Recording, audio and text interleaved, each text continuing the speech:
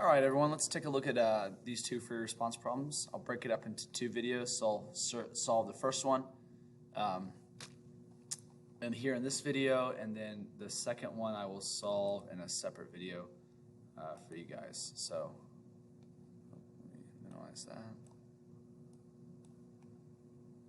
second, sorry. Okay, so the first problem here. We're given this reaction. Okay, H2 plus I2 goes to 2HI.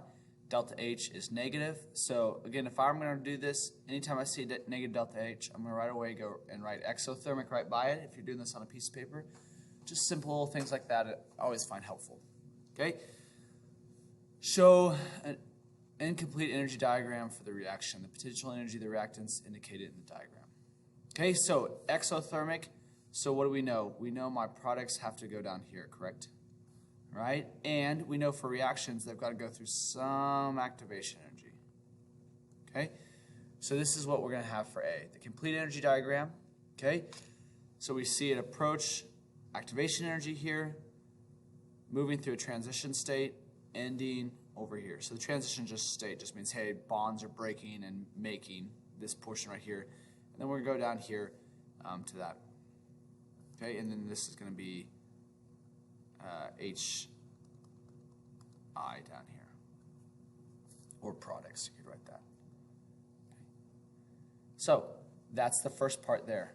Part B, on your energy diagram, draw a dash curve to show the progress from reactants to products in the presence of a suitable catalyst for the reaction. All right, so let's think of what a catalyst does. A catalyst lowers that activation energy. Again, our activation energy is the peak here. How much does it take? So if I'm going to draw something with a catalyzed reaction, maybe it's going to go up like that, go back down, and end here.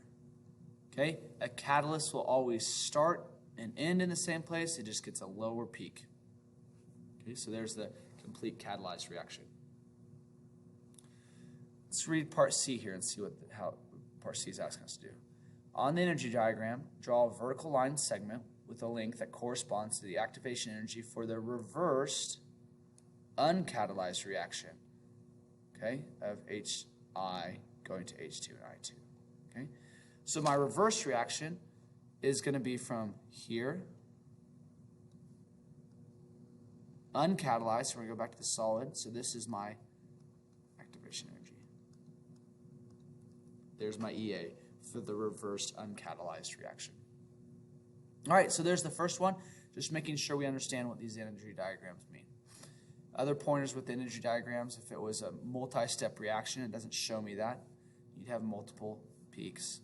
Catalyst lowers the activation energy, okay, lowers the activation energy right here, still starts and stops in the same spot. All right, so there's the first one, and let's, I'll stop it here, and then we'll start with the second one.